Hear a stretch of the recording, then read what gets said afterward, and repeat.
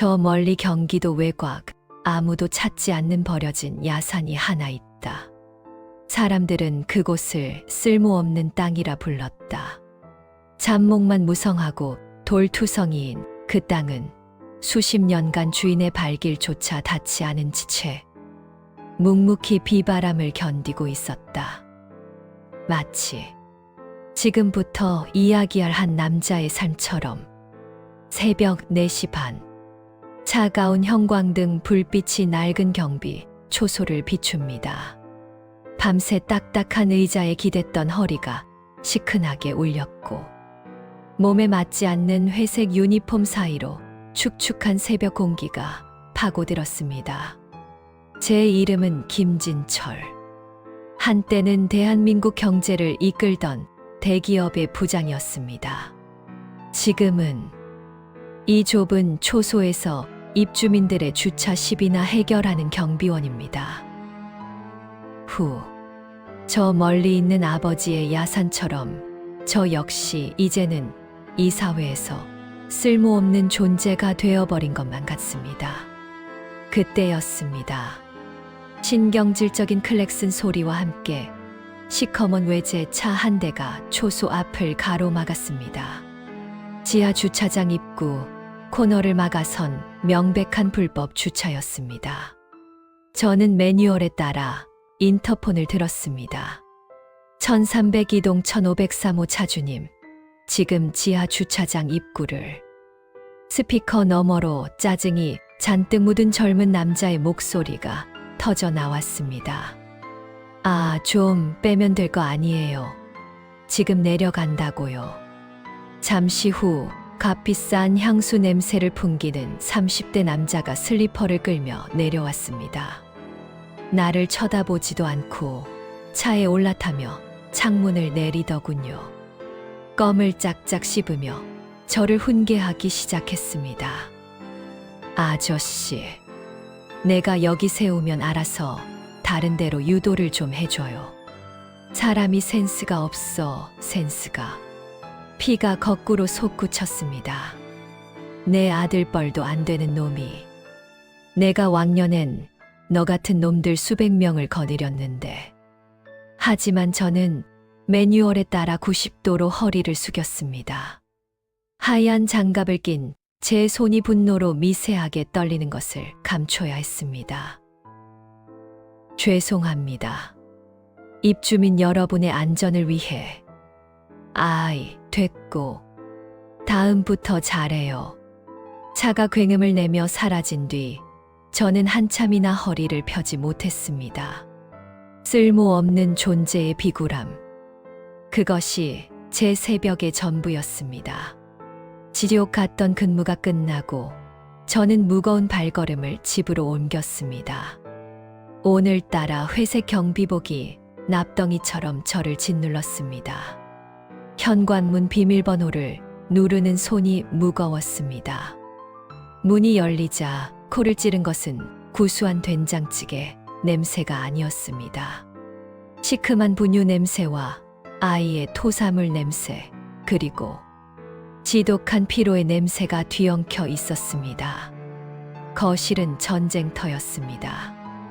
아들 내외가 주말이라고 맡기고 간 두 살배기 손자가 자지러지게 울고 있었고, TV에서는 요란한 만화 주제가가 귀를 때렸습니다. 그리고 그 중앙에 제 아내 이순영이 있었습니다.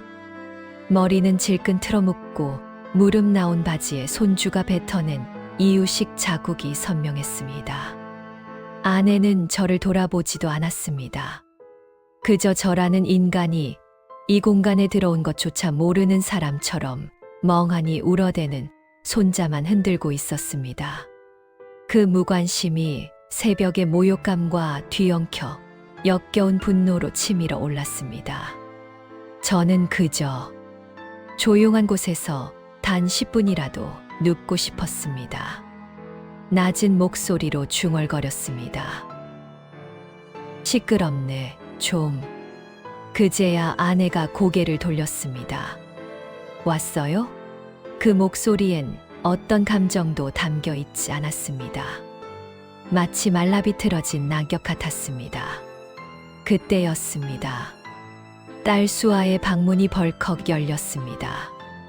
녀석은 전화를 붙들고 신이 난 목소리로 소리치고 있었습니다. 진짜 웬일이야. 나 그 호캉스 갈래. 전화를 끊기가 무섭게 녀석은 거실로 뛰쳐나왔습니다. 엄마, 나 돈 좀, 한 30만 원만. 돈. 새벽에 그 모욕을 당하고 온 내게 이 집안 식구들이 원하는 것은 오직 돈이었습니다. 저 철딱선이 없는 내가 지금 뭔가가 제 머릿속에서 툭 하고 끊어지는 소리가 났습니다. 하지만 분노의 화살은 딸이 아닌 제 아내에게로 향했습니다.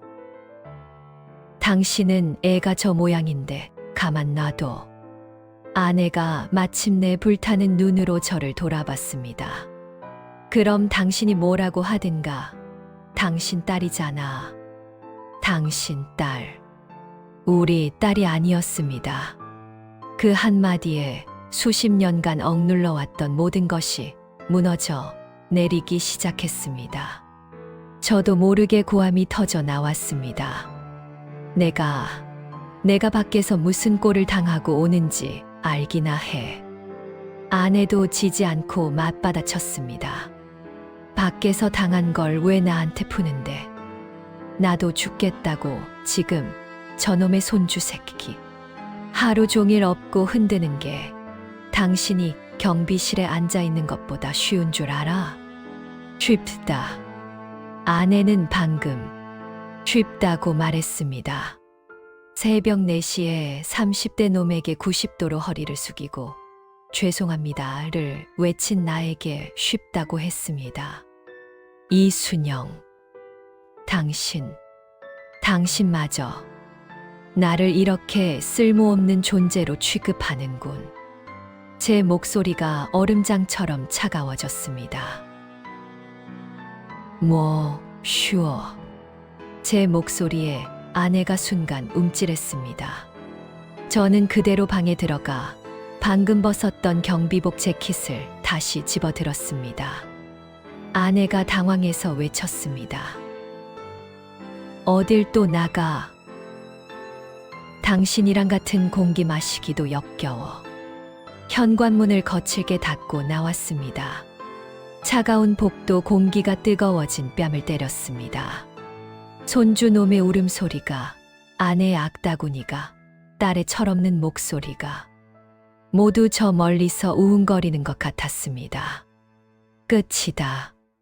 이순영, 당신과는 정말 끝이야. 우리는 서로에게 더 이상 아무런 쓸모가 없는 존재가 되어버렸어. 엘리베이터 버튼을 누르려다 멈췄습니다. 주머니 속에서 요란한 진동이 울리고 있었습니다. 모르는 번호였습니다. 누구야, 이 시간에. 별 생각 없이 전화를 받았습니다. 여보세요. 낯선 남자의 목소리가 귓전을 파고들었습니다. 혹시 고 김판수 어르신 아드님 김진철 선생님 되십니까? 아버지의 함자였습니다. 그리고 아버지가 유일하게 남긴 유산, 저 멀리 경기도 구석에 박혀있는 세금만 축내는 그 쓸모없는 땅에 대한 이야기였습니다. 그때는 몰랐습니다. 수십 년간 침묵하던 그 땅이 이제 막 입을 열기 시작했다는 것을. 고 김판수 어르신 아드님 김진철 선생님 되십니까? 낯선 남자의 목소리, 아버지의 함자, 그리고 땅. 그 단어는 저를 차가운 아파트 복도에 못 박아 버렸습니다. 경기도 구석 그 쓸모없는 야산에 무슨 일이라도 생긴 건가? 혹시 세금이 밀렸나?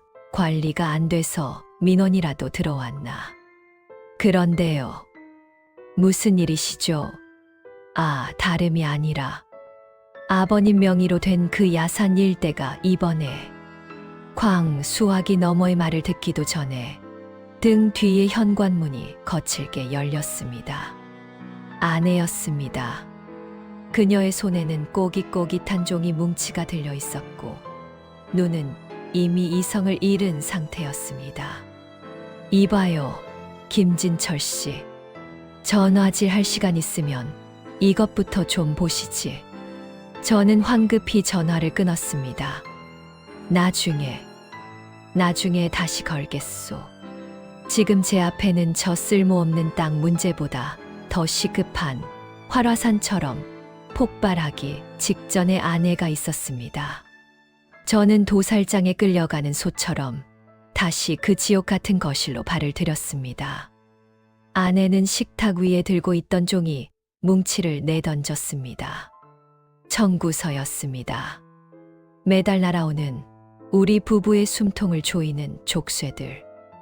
하나는 제 아버지가 계신 프리미엄 요양병원 청구서. 다른 하나는 장모님이 계신 실버 요양원 청구서였습니다. 이게 뭐긴 당신 눈엔 이게 안 보여? 숫자가 안 보이냐고. 아내의 손가락이 청구서의 금액란을 신경질적으로 두드렸습니다. 당신 아버지는 2인실 특실에 전담 간병인까지 붙여서 한 달에 300만 원. 우리 엄마는 햇빛도 안 드는 6인실 구석에서 다른 노인들 기저귀 냄새 맡으면서 고작 80만 원. 이게 말이 된다고 생각해. 저는 입을 다물었습니다. 할 말이 없었습니다. 저도 압니다. 이 불공평함. 하지만 아버지는 대기업 부장 아들을 두었다는 마지막 자존심으로 버티는 분이셨고, 장모님은 평생 나는 괜찮다, 돈 아껴라 하며 딸의 고생을 덜어주려던 분이셨습니다. 그 차이가 결국 이 돈의 차이를 만들고 말았습니다. 지난번에 얘기했잖아. 지금 형편에 어쩔 수 없다고. 어쩔 수 없어. 아내의 목소리가 갈라지기 시작했습니다. 당신은 밖에서 그깟 놈한테 무시당한 게 분해서 집을 뛰쳐나가. 나는 매일매일 내 속이 썩어 문드러지는 걸 참아. 내 엄마는 평생 나한테 짐 될까봐 괜찮다 소리만 하는데, 나는 그 6인실에 엄마 얼굴 보러 갈 자신이 없어서 병원 문 앞에서 발길 돌린 게 몇 번인지 알아? 아내는 결국 바닥에 주저앉아 가슴을 치며 울부짖었습니다. 당신 부모만 부모야? 내 부모는 부모 아니냐고. 내가 식모야?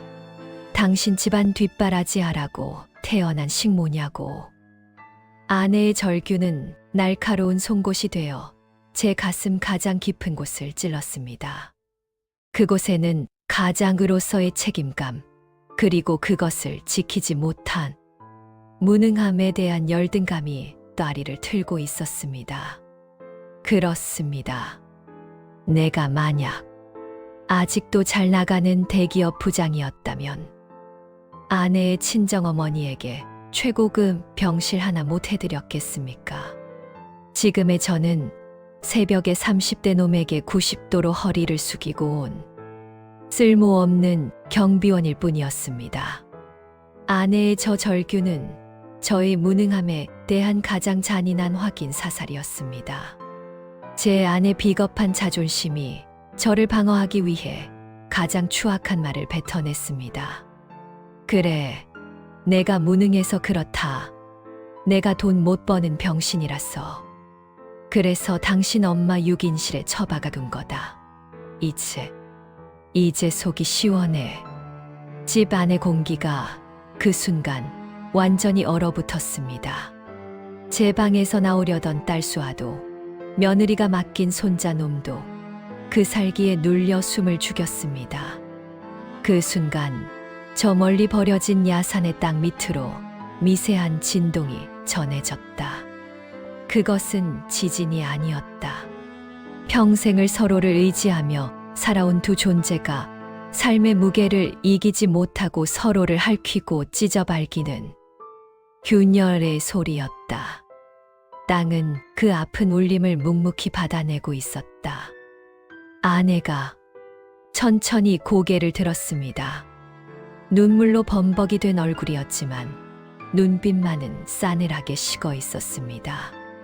그녀의 입에서 지난 30여 년의 결혼 생활을 부정하는 최후의 단어가 튀어나왔습니다. 그래, 당신 말이 맞았네. 당신이랑 같은 공기 마시기도 역겹다는 말. 그거 지금 내가 하고 싶은 말이네. 이순영, 당신 지금 끝내. 우리 여기서 끝내자고. 끝내자. 그 말은 이혼이라는 단어보다 더 무겁고 더 절망적으로 들렸습니다. 우리는 서로에게 쓸모가 닿은 낡은 기계처럼 그렇게 폐기 처분될 위기에 놓였습니다. 아내는 비틀거리며 안방으로 들어가 문을 잠가 버렸습니다. 쾅! 그 닫히는 문 소리가 제 인생의 마지막을 알리는 조종처럼 들렸습니다. 저는 거실 한가운데 망부석처럼 서 있었습니다. 발밑에는 아내가 던진 300만 원짜리와 80만 원짜리 청구서가 저를 비웃듯 나뒹굴고 있었습니다.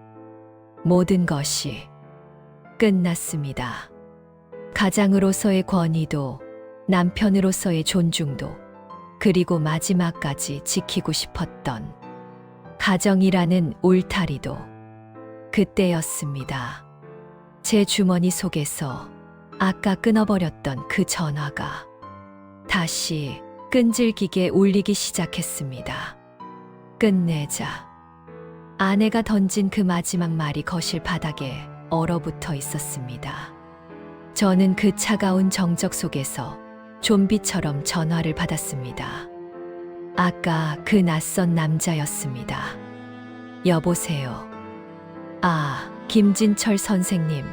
다시 받아주셔서 감사합니다.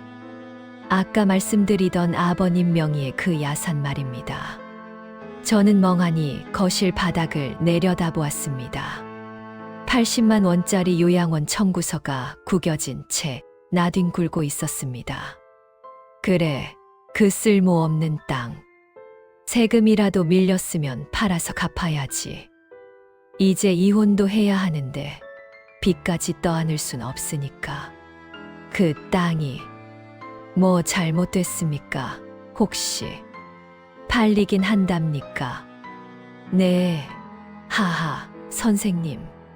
지금 농담하시는 거죠? 수화기 너머의 남자가 황당하다는 듯 웃음을 터뜨렸습니다. 선생님, 뉴스를 전혀 안 보셨군요. 오늘 오후에 국토부 발표가 났습니다. 그 일대가 제3기 신도시 핵심 개발 예정지로 확정 고시되었습니다. 네, 축하드립니다. 저희는 토지보상 전문 법무법인입니다. 선생님께서 상속받으신 그 임야, 보상 절차가 곧 시작될 겁니다. 신도시 개발, 보상. 제 뇌가 이 낯선 단어들을 처리하지 못하고 버벅거렸습니다. 그 버려진 돌산이, 그 쓸모없는 땅이? 그래서 얼마나 나온답니까? 우리 장모님. 요양원비 몇 달치는 낼 수 있으려나. 저도 모르게 헛웃음이 나왔습니다. 이 와중에도 장모님 요양원비를 걱정하다니. 남자가 잠시 숨을 고르는 게 느껴졌습니다. 그리고 그는 제 평생을 비웃는 듯한 믿을 수 없는 숫자를 입에 올렸습니다. 선생님, 잠정 추산된 보상금 총액이 세전으로 650억입니다.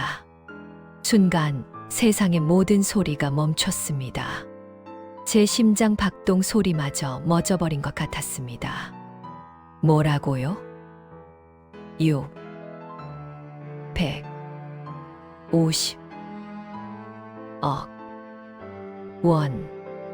원입니다. 물론 공동상속인인 동생분과 나누고 세금을 제하더라도 엄청난 금액이죠.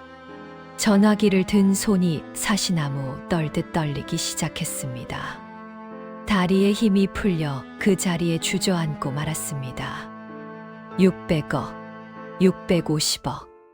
내가 새벽에 그 모욕을 참아가며 한 달에 버는 돈이 고작 200만 원 남짓인데 장모님 병원비 80만 원이 없어서 아내에게 이혼을 당하는 이 순간에 그 땅은 속삭였다.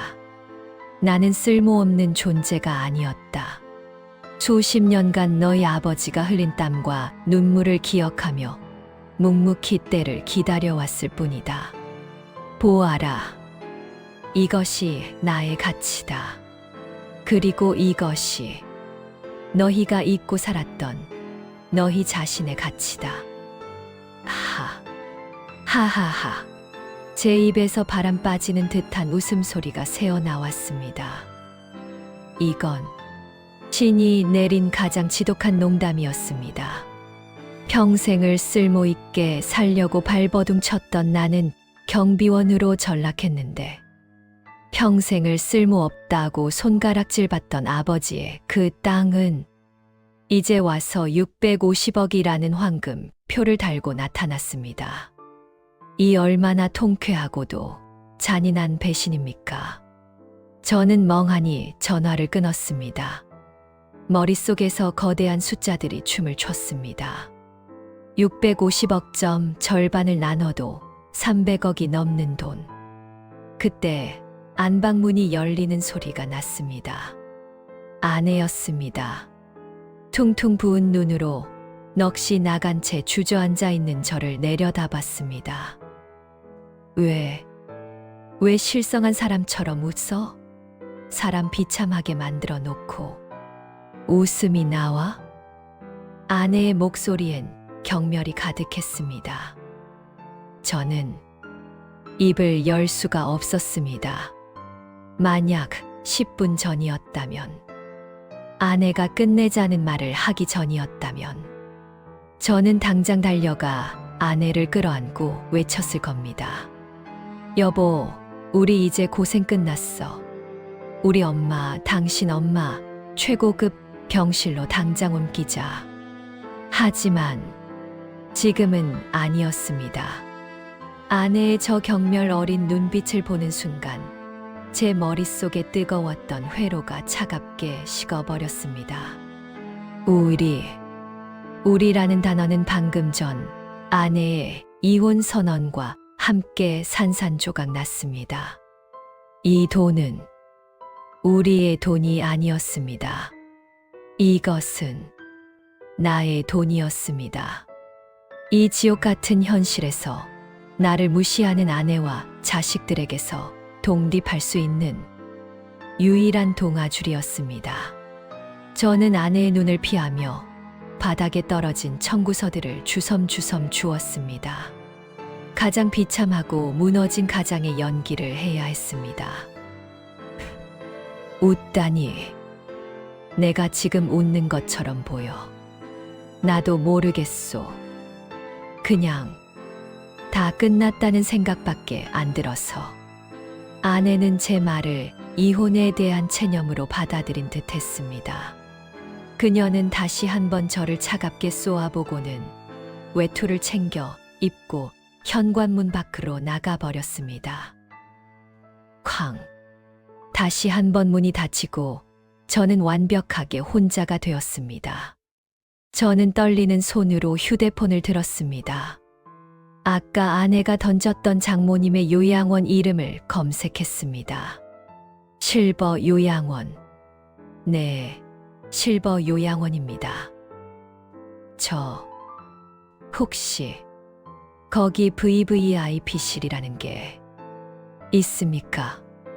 상담원의 놀란 목소리가 들려왔습니다. 네,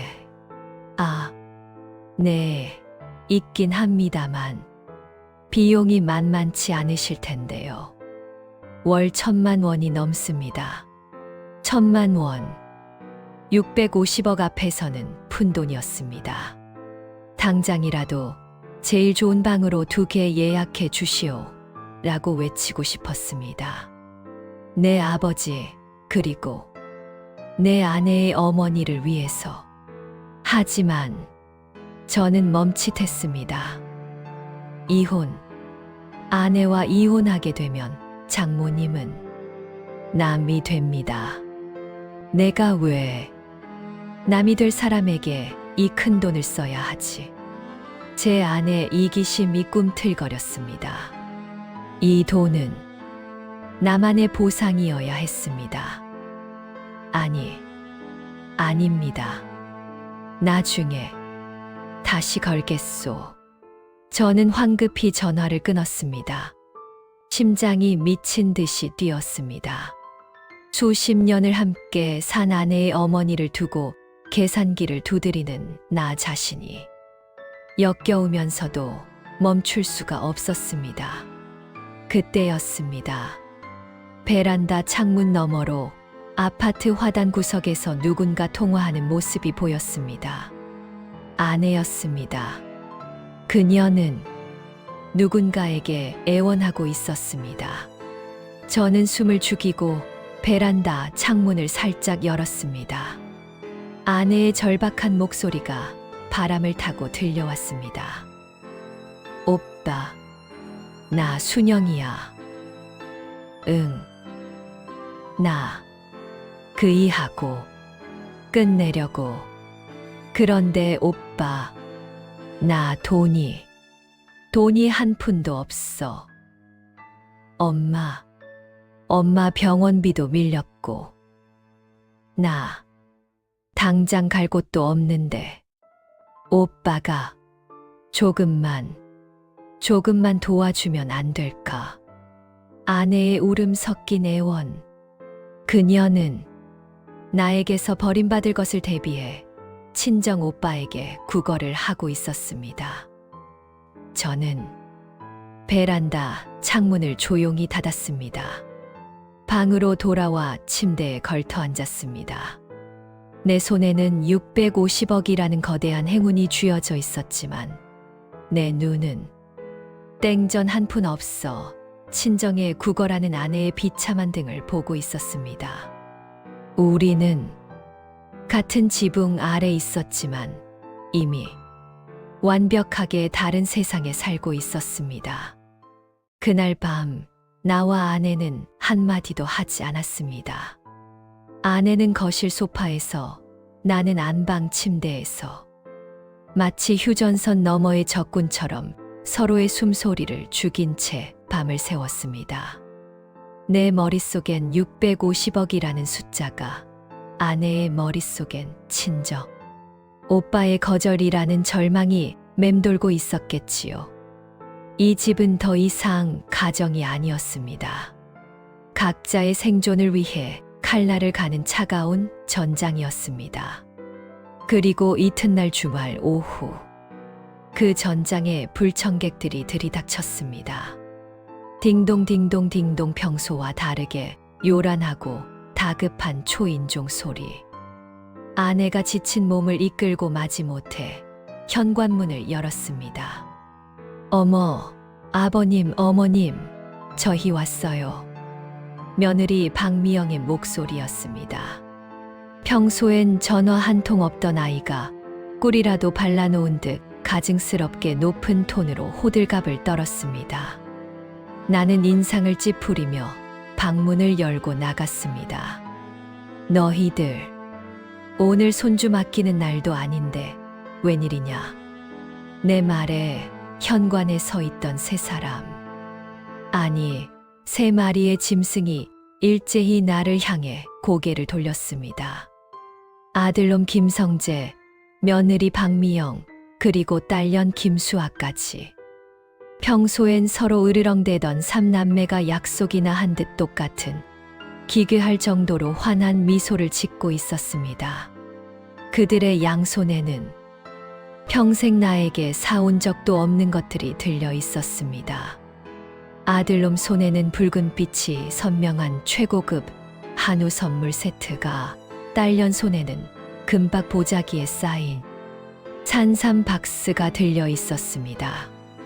아버지, 그동안 경비 일하시느라 고생 많으셨잖아요. 이거 드시고 힘 좀 내시라고. 아들놈이 내 눈치를 살피며 굽신거렸습니다. 나는 그들을 마치 처음 보는 외계 생명체처럼 훑어봤습니다. 이게 무슨 추악한 연극이지? 아빠, 뉴스 봤어요. 결국 참지 못한 딸년 김수아가 먼저 본색을 드러냈습니다. 눈이 탐욕으로 번들거렸습니다. 경기도에 할아버지 산, 그거 신도시 된다면서요? 작은 아빠가 그러던데, 우리 진짜 대박 난 거예요? 얼마래요? 네. 그제야 모든 퍼즐이 맞춰졌습니다. 내 동생 놈, 그 쓸모없는 땅을 함께 상속받았던 그놈이 입을 나불거린 것이었습니다. 나는 아무 말도 하지 않았습니다. 그저 팔짱을 끼고 소파에 깊숙이 기대어 이 역겨운 촌극을 지켜보기로 했습니다. 내 침묵을 긍정으로 받아들인 며느리가 재빨리 아들놈의 옆구리를 쿡 찔렀습니다. 참, 아버님, 사실 성재 씨가 이번에 정말 괜찮은 프랜차이즈 사업 아이템을 하나 발굴했거든요. 확실한 건데 저희가 초기 자본이 조금 부족해서. 웃기네. 며느리의 말이 끝나기도 전에 딸년이 끼어들었습니다. 사업, 오빠 저번에 말아먹은 게 얼만데 또 사업 타령이야. 아빠, 나 내년에 결혼해야 하잖아. 나 강남에, 아니 적어도 잠실에 번듯한 아파트 한 채는 해줘야 할 거 아냐. 아빠 딸이 어디 가서 전셋집 전전하는 꼴 보고 싶어. 야, 김수아, 너 미쳤어. 아파트가 네 집게 이름이야. 지금은 돈을 벌게 해야 하는 타이밍이라고. 아버지가 너 같은 년한테 그 큰 돈을 주시겠냐? 장남인 나한테 주시지. 이 미친놈이? 너야말로 지금 아빠 돈 들고 튀려는 거 아냐. 내 앞에서 어제까지만 해도 나를 무능한 경비원 취급하며 용돈이나 뜯어내려던 놈들이 이제는 나를 황금알을 낳는 거위 취급하며 서로의 멱살을 잡을 듯이 으르렁거렸습니다. 그들은 내 의사는 묻지도 않았습니다. 그들은 이미 내 돈을 자기들 돈이라고 확신하고 그저 분배에 몫을 두고 싸우고 있었습니다. 저 한우 세트와 산삼, 그것은 나에 대한 효심이 아니었습니다. 그것은 도살장에 끌려온 소에게 마지막으로 먹이는 여물에 불과했습니다. 나는 아주 천천히 시선을 돌려 현관 입구에 서 있는 내 아내 이순영을 바라봤습니다. 아내는 어제 나에게 끝내자고 소리치던 그 도끼는 온데간데 없이 넋이 나간 표정으로, 믿을 수 없다는 표정으로 자기 배로 낳은 자식들의 추악한 싸움을 바라보고 있었습니다. 그녀의 입술이 파르르 떨리고 있었습니다. 그녀는 몰랐을 것입니다. 자신이 낳고 기른 자식들이 돈 냄새를 맡고 이렇게 빨리, 이렇게까지 완벽한 괴물로 변할 줄은 몰랐을 것입니다. 그 순간 내 머릿속을 지배하던 배신감이 걷히고 차가운 이성이 돌아왔습니다. 어젯밤 나는 아내가 내 적이라고 생각했습니다. 나를 버리고 혼자 살기를 도모하는 이기적인 여자라고 생각했습니다. 하지만 지금 내 눈앞에 있는 저것들은 무엇인가?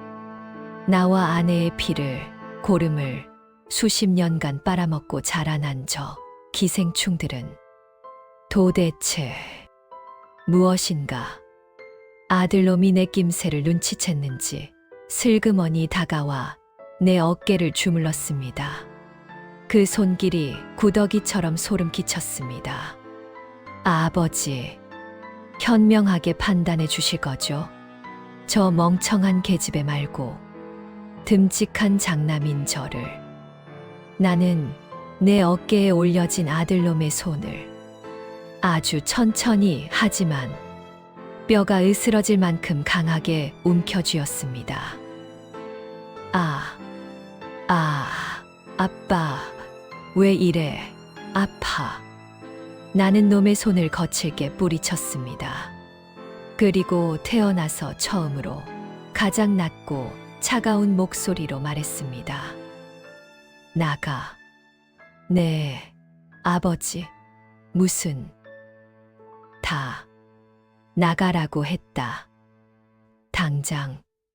내 눈빛에서 살기를 느꼈는지 자식 놈들이 흠칫거리며 뒷걸음질 쳤습니다. 그들은 가져왔던 한우와 산삼을 챙길 생각도 못한 채 허둥지둥 현관문을 빠져나갔습니다. 쾅! 현관문이 닫히고 다시 집안엔 무거운 정적이 내려앉았습니다. 거실 바닥에는 그들이 버리고 간 탐욕의 증거물들만이 덩그러니 남아 있었습니다. 나는 고개를 들어 아내를 보았습니다. 아내는 그 자리에 주저앉아 소리 없이 울고 있었습니다. 그것은 남편에게 대드는 아내의 울음이 아니었습니다. 괴물을 낳았다는 사실을 깨달은 어미의 처참한 참회였습니다. 쾅! 자식 놈들이 도망치듯 빠져나간 현관문이 닫히는 소리가 지독한 정적 속에서 메아리 쳤습니다. 나는 그들이 나를 도살하기 위해 가져왔던 그 여물들을 멍하니 내려다보았습니다. 선홍빛 한우의 마블링이 마치 나를 비웃는 악마의 미소처럼 보였습니다. 얼마나 지났을까? 아내 이순영은 아까 그 자리에 주저앉아 소리 죽여 흐느끼고 있었습니다. 그녀의 어깨가 가늘게 떨리고 있었습니다. 나는 고개를 돌려 아내를 바라봤습니다. 어제 나에게 끝내자고 소리치던 그 도끼, 친정 오빠에게 비굴하게 매달리던 그 모습, 그 모든 것이 지금 내 눈앞에 이순영에게서는 보이지 않았습니다. 그녀는 그저 자신이 평생을 바쳐 길러낸 괴물들의 민낯을 정면에서 목격한 한 어머니의 처참한 얼굴을 하고 있었습니다. 머릿속이 차갑게 식기 시작했습니다. 650억. 이혼, 배신, 자식들의 탐욕. 이 모든 조각들이 내 머릿속에서 아주 끔찍하고도 명료한 하나의 그림으로 완성되고 있었습니다. 만약 우리가 이대로 이혼을 한다면 나는 650억을 가진 돈 많은 독거노인이 될 테고 저 거머리들은 내가 죽는 날까지 내 곁에서 피를 빨아댈 것입니다. 그것은 돈이라는 이름의 새로운 지옥일 뿐입니다. 그렇다면 아내는, 이순영은, 그녀는 무능한 나를 버린 돈 한 푼 없는 늙은 이혼녀가 됩니다. 저 자식 놈들은 자신들의 ATM이 될 나에게는 간이라도 빼줄 듯이 굴겠지만 아무것도 가진 것 없는 저들의 어미는 어제 아내가 울부짖었던 그 냄새나는 6인실 병동에, 아니 그보다 더 비참한 요양원 구석에 그대로 버려둘 것이 너무나도 명백했습니다. 나는 아내의 그 배신이 나에 대한 공격이 아니라 살아남기 위한 마지막 발악이었음을, 그제야 깨달았습니다. 이 지옥도에서 나와 이순영은 서로에게 총을 겨누고 있던 가장 어리석은 아군이었을 뿐이었습니다. 나는 천천히 몸을 일으켰습니다. 바닥에 나뒹구는 그 최고급 한우 세트를 집어들었습니다. 비릿한 피냄새가 코를 찔렀습니다. 나는 그것을 주방으로 가져가 음식물 쓰레기통에 처박아 버렸습니다. 쿵 하는 소리에 아내의 떨리던 어깨가 흠칫하고 멈췄습니다. 나는 그녀를 돌아보지 않고 식탁으로 걸어갔습니다. 어제 우리를 파멸시켰던 그 2장의 청구서가 여전히 그곳에 있었습니다. 아버지의 300만 원짜리 특실, 장모님의 80만 원짜리 6인실. 나는 그 2장의 종이를 나란히 집어들었습니다. 그리고 내 평생의 마지막 용기를 끌어모아 아내에게 걸어갔습니다. 여전히 바닥에 주저앉아 있는 그녀 앞에 섰습니다. 당신 말이 맞았어. 아내의 숨소리가 멈췄습니다. 이거 청구서를 흔들며 불공평한 거 맞았어. 내가 못나서, 아니, 내가 이기적이었어. 수십 년 만에 사과였습니다. 가장이라는 껍데기를 벗어던진 김진철이라는 한 인간의 첫 번째 진심이었습니다. 아내가 천천히 고개를 들어 나를 올려다봤습니다. 눈물로 얼룩진 그녀의 눈동자가 심하게 흔들리고 있었습니다. 믿을 수 없다는 눈빛이었습니다. 나는 무릎을 굽혀 아내와 눈높이를 맞췄습니다. 어제 당신이 베란다에서 친정 오빠한테 전화하는 거 들었소. 아내의 얼굴이 하얗게 질렸습니다. 모든 것을 들켰다는 공포와 수치심으로 입술을 파르르 떨었습니다. 나는 그녀의 떨리는 손을 바라보았습니다. 평생 물마를 날 없었던 거칠고 투박해진 손. 그 손가락에 빛바래고 흠집 투성이 낡은 결혼반지만이 덩그러니 남아 있었습니다. 나는 내 손을 들어 그 거친 손을 잡았습니다. 아내가 불에 댄 듯이 놀라 손을 빼려 했습니다. 하지만 나는 놓아주지 않았습니다. 여보, 수십 년 만이었습니다. 내가 아내를 여보라고 부른 것은 어제 나는 당신이 내 적인 줄 알았소. 나를 배신한 줄 알았소. 그런데 오늘 저 문을 열고 들어온 진짜 적들을 봤소.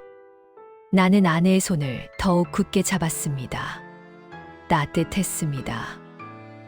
여보, 우리 저놈들한테, 저 짐승만도 못한 것들한테 이 돈, 내 목소리에 힘이 들어갔습니다. 단 한 푼도 주지 맙시다. 아내 이순영의 눈에서 굵은 눈물 한 줄기가 툭 하고 떨어져 내렸습니다. 그것은 어제 흘렸던 한과 분노의 눈물이 아니었습니다. 이 고립무원의 지옥에서 드디어 내 편을 찾았다는 안도의 눈물이었습니다. 아내가 평생 처음으로 나를 향해 서늘하고도 단호한 동지의 미소를 지었습니다. 그럼 어떻게 하실 건데요? 김 부장님, 김 부장. 아내가 나를 경비원이 아닌 한때 내가 가장 빛났고 능력 있었던 시절의 그 이름으로 불러주었습니다. 나의 심장이 수십 년 만에 다시 뜨겁게 뛰기 시작했습니다. 나는 아내의 손을 잡아 일으켰습니다. 우리는 소파에 나란히 앉았습니다. 더 이상 적군이 아니었습니다. 우리는 이제 한 배를 탄 전우였습니다. 나는 휴대폰을 꺼내 검색창을 열었습니다. 뭐 하시는 거예요? 쇼핑. 나는 아내의 눈에 똑똑히 보이도록 휴대폰 화면을 그녀에게 내밀었습니다. 화면 속에는 내가 방금 검색한 단어가 선명하게 떠 있었습니다. 대한민국 최고급 실버타운 VVIP 입주 상담.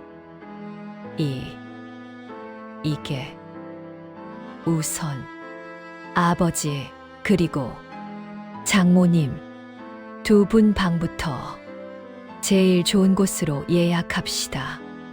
그리고 우리 목도. 아내는 떨리는 손으로 내 휴대폰 화면을 함께 터치했습니다.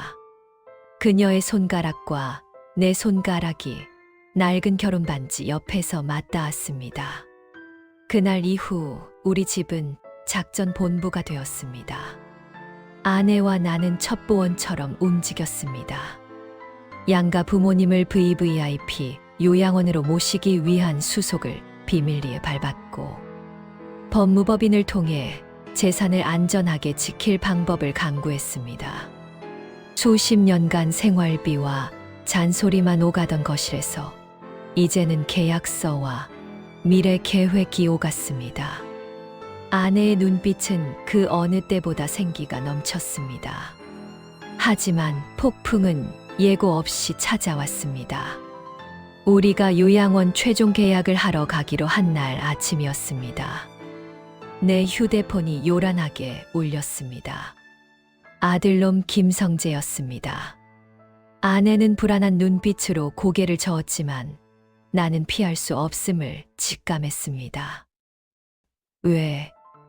아버지, 지금 제정신이세요?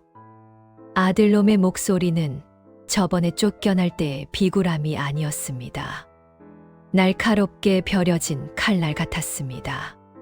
지금 할아버지랑 외할머니 멋대로 병원 옮기려고 하시죠. 그것도 1인당 보증금만 수억 원짜리 VVIP실로.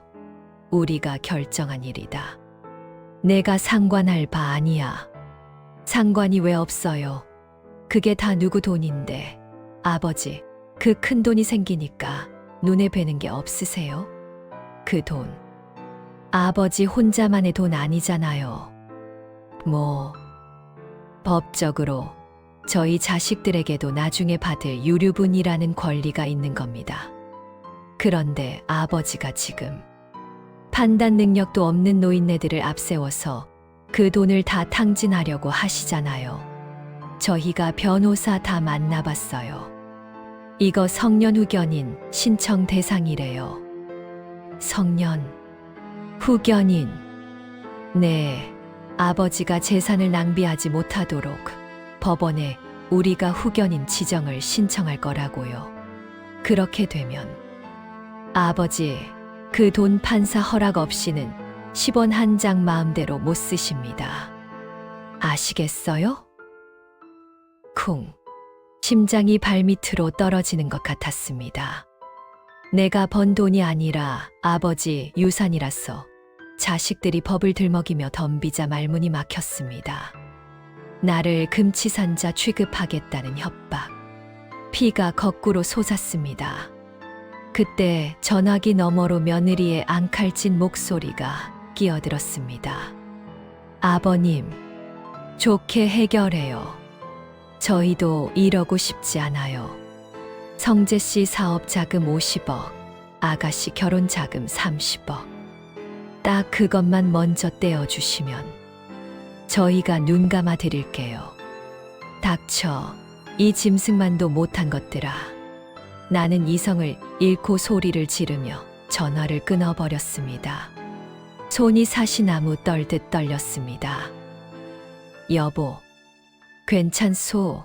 저놈들 그냥 하는 소리야.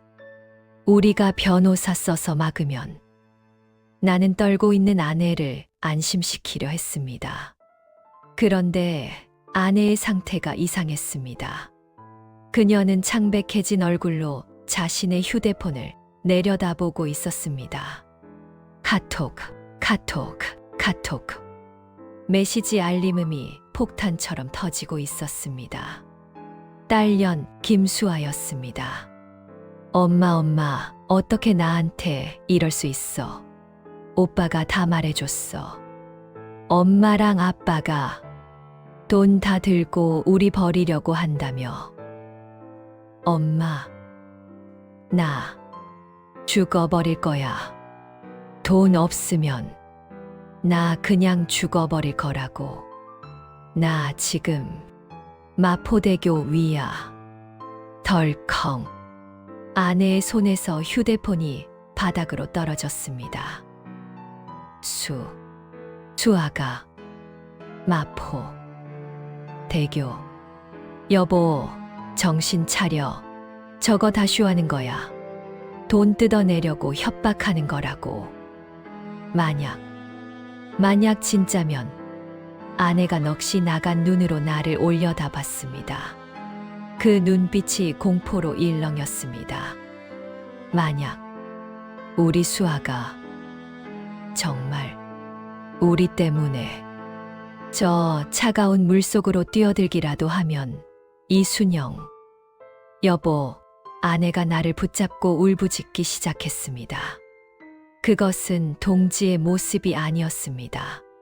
자식이 죽는다는 협박 앞에서 이성이 마비된 처참한 어머니의 절규였습니다. 여보, 우리가 잘못 생각한 거 아닐까? 그깟 돈이 뭐라고? 내 새끼를 죽인대. 여보, 우리가 괴물이 되는 건 아닐까? 괴물. 그 한마디가 5챕터에서 다졌던 나의 모든 결의를 한순간에 무너뜨렸습니다. 자식의 목숨을 담보로 한 협박 앞에서 부모라는 죄인은 한없이 작아질 수밖에 없었습니다. 나는 아무 말도 할 수 없었습니다.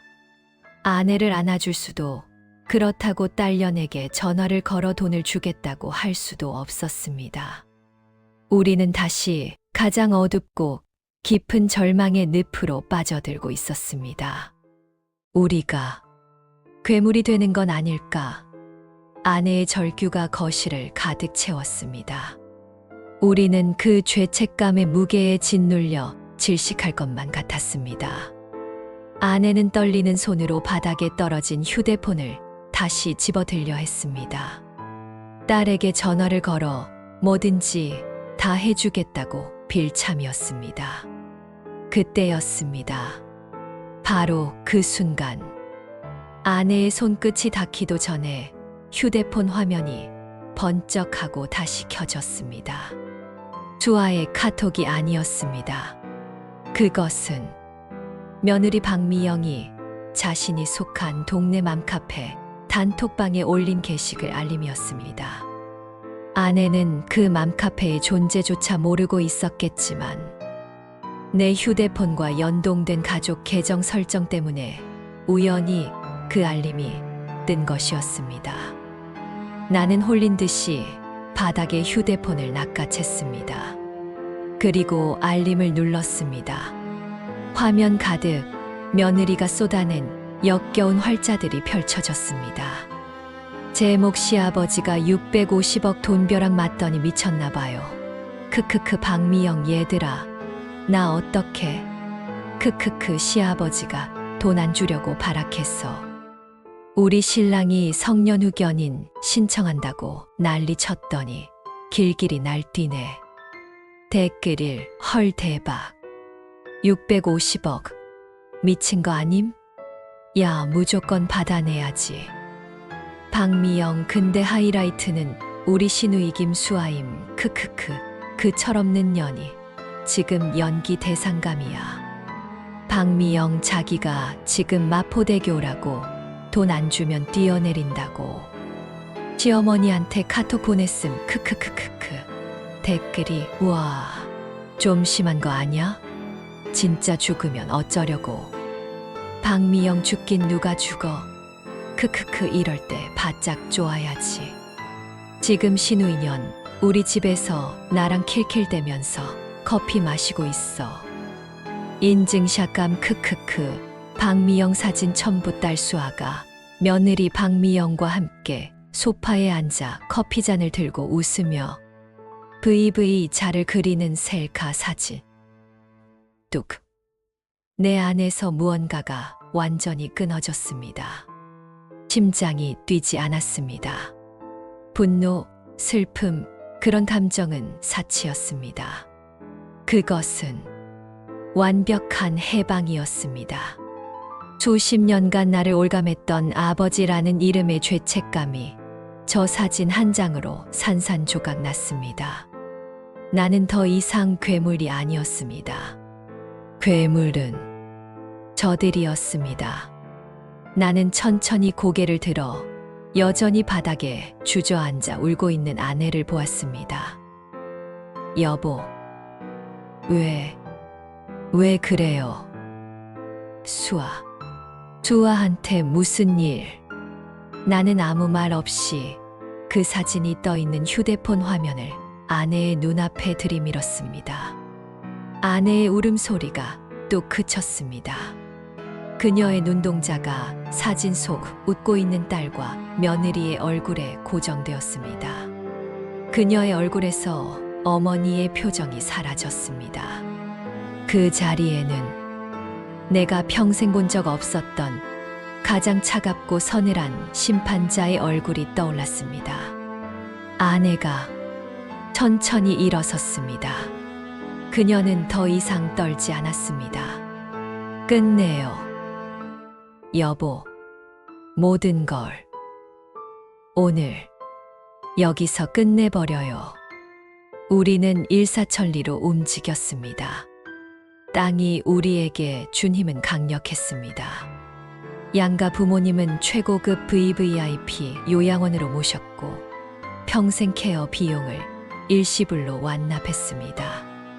남은 모든 재산은 자식들이 감히 법적으로 건드릴 수 없도록 가장 안전한 즉시연금형 신탁으로 묶어버렸습니다.